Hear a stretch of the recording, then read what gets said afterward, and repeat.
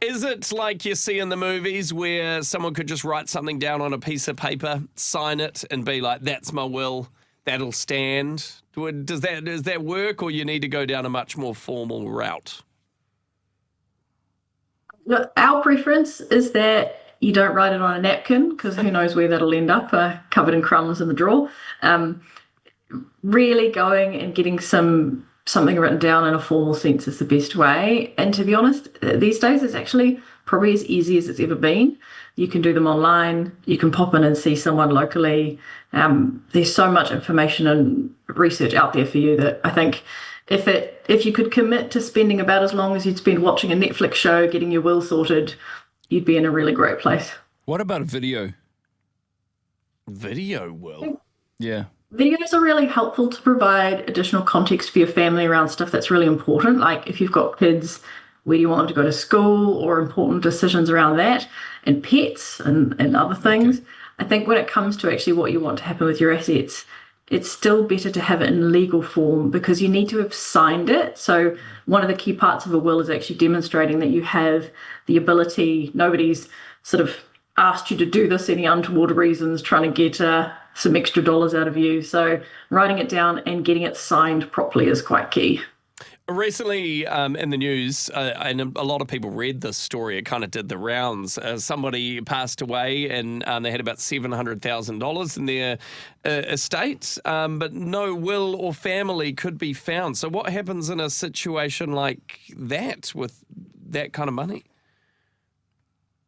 And so it's for somebody who passes away without a will, then someone has to, in essence, apply to administer that. So it might be someone that's owed money from that person, or it might be a friend or family member that is aware of the situation. But sometimes someone will pass away, and then there will be no one. And so organisations like Public Trust get involved often where there might be like a council or someone saying, hey, we need to resolve something. Can you find out who is entitled to this property, or who can make decisions on these things? And so then we go on a hunt. And it is a little bit like a TV show at times where we'll get a genealogist involved and we'll try and create a family tree. And sometimes it'll take us all around the world looking for cousins, uncles, aunts, Ooh. any living relatives where we can then figure out what to do. And of course, we've got to verify that those people are who we think they are and they are related. But it's a pretty extensive search. It's, looking at births, deaths and marriages, newspapers, looking at social media. Sometimes private investigators will get involved also, where it's just really tricky to track. Is that a full-time gig for part of your team? I would say it's really uncommon for us to have someone pass away where we have no idea who is entitled. What we find more common is actually that we know John Smith is entitled to something, but we can't find John Smith. And so at any given time, we'd have probably between 50 and 100 people who we know are entitled to something, but we're trying to find them, as opposed to the who's entitled, and we actually need to find a name. So that would be very rare. We've only got one of those estates on the go at the moment where we genuinely are hunting for heirs. I mean, there's been many book and movie written about the plot of someone just going about living their life, and then all of a sudden they get a call out of the blue, and a long lost relative that you had no idea even existed has left. All their estate goes to you, and it's this life changing. Does that ever happen? That kind of story of like you basically cold calling someone to be like, hey, good news in a way, I guess. Absolutely. I mean, we had an instance of a gentleman who was living in kind of some state-funded housing, and he had quite a lot of money hidden under his mattress, so hundreds of thousands of dollars worth. Right. What, in cash? In cash, yeah. And we went looking for family members, and we located some siblings, and so we were able to then distribute some funds to them once we confirmed who they were. But they were absolutely not expecting to get a phone call that said, hello, your sibling has inadvertently left you these funds because they didn't write a will, and so you are the living family members. And and here you go. We didn't give them the wads of cash from under the bed. We did obviously turn that into big more transfer. helpful funds. That's awesome. You say, we did start this conversation off saying that roughly only half of adult Kiwis have a will. I'm that person. I don't have a will. One of the reasons why I don't, and it's not a very good reason, Catherine, is that it's procrastination. I'm going to put it off and keep putting it off. And it's like a scary thing to sort of start to initiate. Is that one of the reasons why you find a lot of people haven't done it as well? I would say there's two things that seems to show up in what the feedback people give us. One is, I don't have enough money to worry about it. Like, I've got some stuff, maybe I've got some KiwiSaver, but it's not a big deal and I'm not wealthy, which, the average KiwiSaver balance these days is actually 37,000. So it's getting pretty up there. And then the other one is, my family will just inherit everything and I'm fine with that. Now, the challenge of that being, depending on how interested you are in reading things like the Estate Administration Act, which I'm sure you've probably never got that out on a Saturday night, there's a legal formula by which people inherit your assets if you pass away without a will, and that takes into account whether you've got a spouse, thinking about children. Obviously, you've then got to consider stepchildren and parents, and so for a lot of people, they kind of haven't got onto it because they assume that it'll probably be okay and that their kids would get everything, for example. And actually, that's not necessarily the truth and how that plays out. So I can appreciate it's life admin people need to get on top of, but it's actually really important in terms of not leaving something really ambiguous when it's pretty stressful when someone dies anyway and not a great time, and then to have to sort through how that's going to work and not know what that person wanted. It's kind of tricky. I've stalled so many times talking with my sisters about my mum and dad. So many times. I try and start the process. That's why I asked Catherine about the video, because we've got something on video, but I haven't even gone through the other process. And with island families, it can become very, very complicated.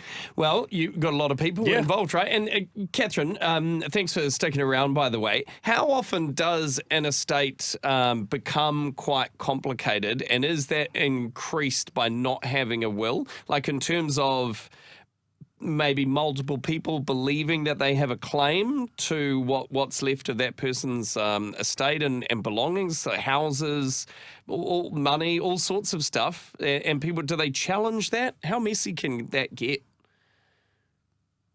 Yeah, unfortunately, it can get really messy, and we do see a fair number of estates where people haven't been clear on what they wanted, and so we see lots of things contested. Some people will contest whether somebody has the right to keep living in mum and dad's house, because you might have had an adult child that had moved in for a while because they were saving or getting something sorted. And so can they stay? Can they not?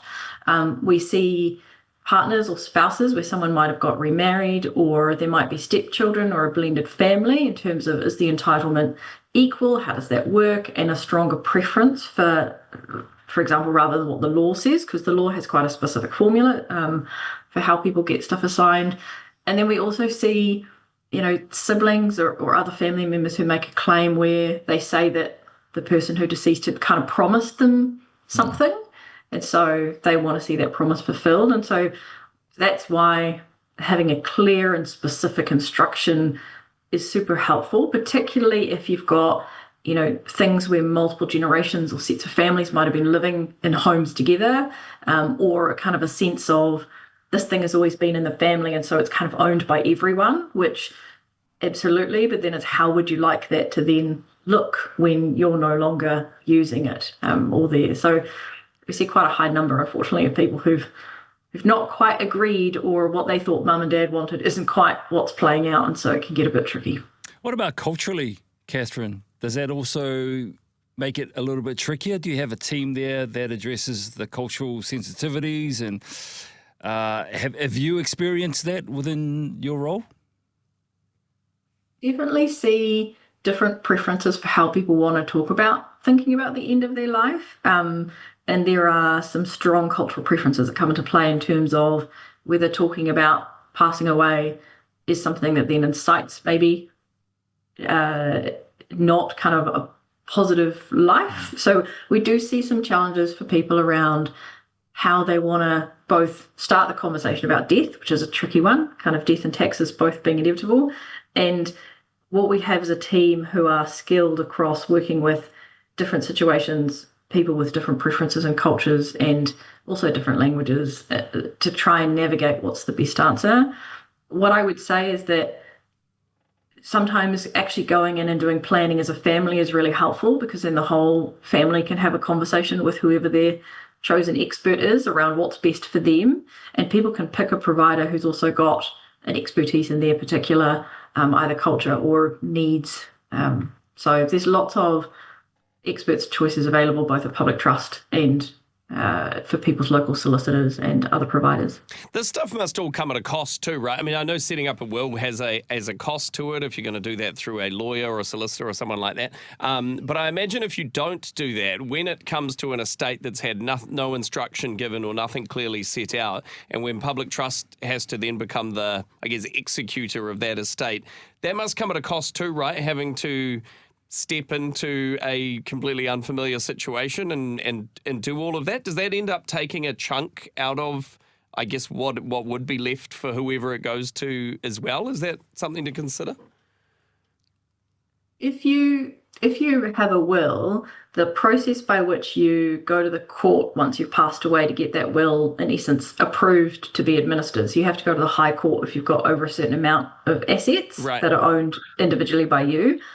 It's more affordable to do it that way than to go through the same process if you didn't write a will, because there's both. You've got to find someone who's prepared to administer it, because in your will you actually name your executor and the person or the organisation who's going to do that for you. If you don't name someone then has to apply, gather all the information, and then go through that same court process, but it's more expensive and it sometimes can take a little bit more time. So it's actually financially in your favour to have written a will, named who you want to be your executor, and actually have planned that out, because then it's a much smoother process. And of course, the more people that may make a claim or ask questions, if you've got a professional executor involved, obviously the more cost there can be in answering and kind of managing those. So it cost now, saves you some money in the long run. Absolutely. Last one from me. Lots of people listening will be thinking, oh man, I need to get this done. What is the easiest way to create a will? Look, you can go online to publictrust.co.nz and start a will today. Our wills start from $69, and once you write a will, you actually get a free annual update, so you can keep it updated every 2 to 3 years as life changes. So have a look at publictrust.co.nz. Otherwise, Google wills and look at your local providers and find an expert that suits you. Again, a lot of the time you can get a will done in less time than it would take to watch your favourite Netflix show. So get the life admin ticked off. Do it as a Christmas gift to yourself. It'll feel really good. Nice. That is great. Oh, man, imagine turning up on someone, they unwrap their present. They're like, what's this? They're like, it's a will. You need to fill it out. Binge watch that. That's for you. Get the pen out.